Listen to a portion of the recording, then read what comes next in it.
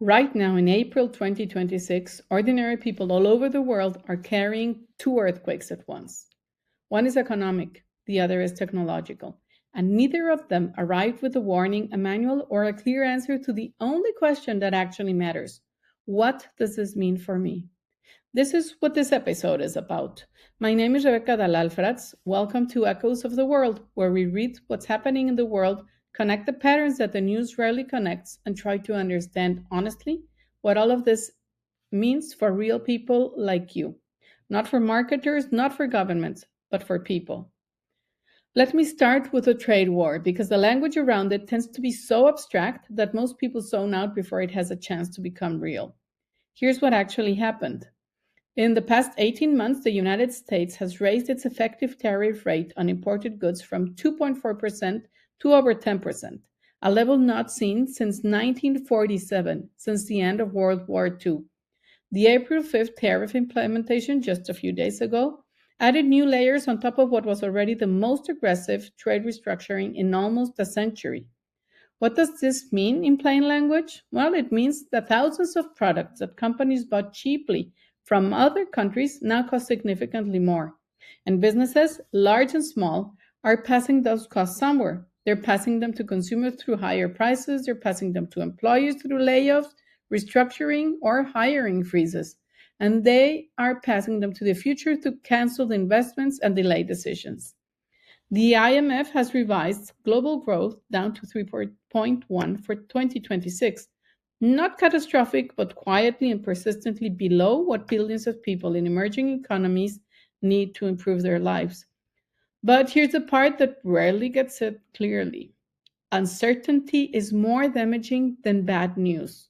Bad news has edges. You can make decisions around it. Uncertainty has no edges. When a small business owner in Mexico City does not know if the cost of her inputs will be 10% higher next month, or 20% or 40%, she cannot plan. She cannot hire. She freezes. And she's not alone. This is happening in millions of businesses in dozens of countries simultaneously. The McKinsey Global Institute reported in March 2026 that while the US has seen a contraction in inbound trade volumes, imports into Latin America, Africa, South and Southeast Asia are rising because global supply chains are rerouting around the US tariff wall. For some countries, this is an opportunity, but for the workers who are caught between those shifting routes, the experience is not a strategic pivot. It's a lost job, a cut salary, an uncertain tomorrow. And now, at the exact same moment, the second disruption, AI.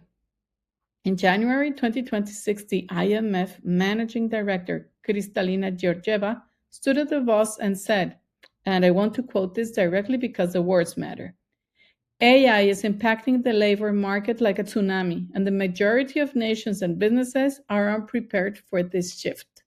A tsunami.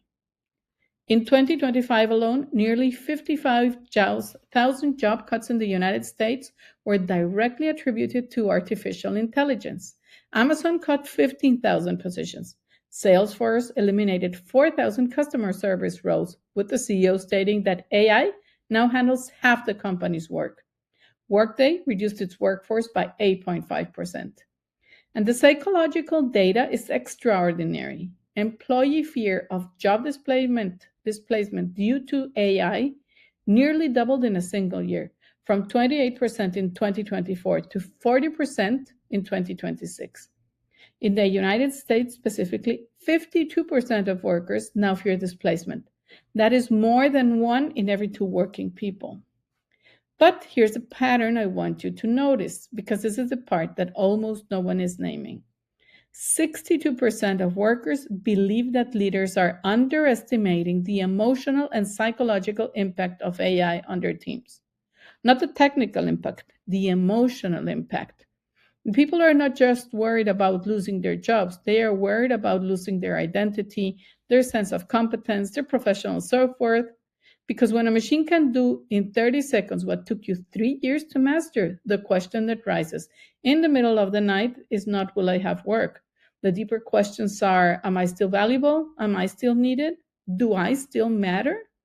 And that question, the existential question, is not being answered by the organizations asking people to adapt. Now, here's where I want to connect the dots, because these two disruptions, the tariff war and the AI disruption, look like separate events, but they're not. They are both expressions of the same underlying shift. The global order that people build their plans around is being restructured faster than human beings can psychologically adapt. The trade system that gave a factory worker in Guadalajara or a small exporter in Colombia a predictable income restructured. The professional expertise that gave a knowledge worker in Frankfurt or New York a sense of irreplaceable value restructured. And when these structures that gave people their economic security and their professional identity are simultaneously in motion, what happens to ordinary people is not just economic anxiety, it's something deeper.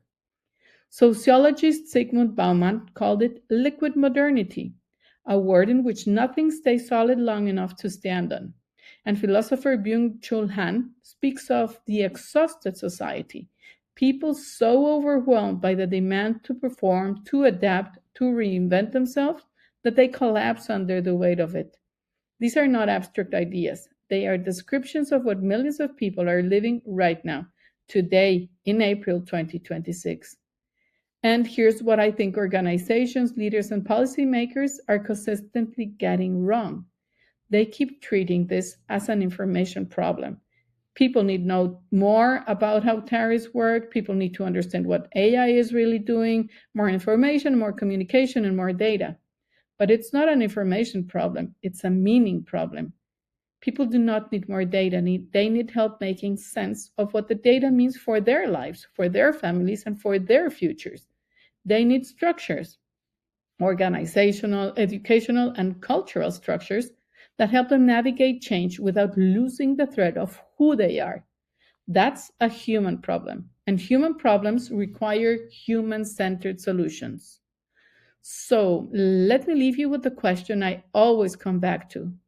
Not what's happening in the world, because the news will tell you that, but what does it actually demand of us as leaders, as professionals, and as human beings to navigate this moment with integrity and with competence? Because the people who will move through this period with the most agency are not the ones who had the most certainty.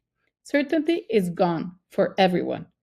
They will be the people who learn to think clearly under uncertainty, who learn to read patterns, not just headlines, who develop the cognitive and emotional tools to adapt, not just to react.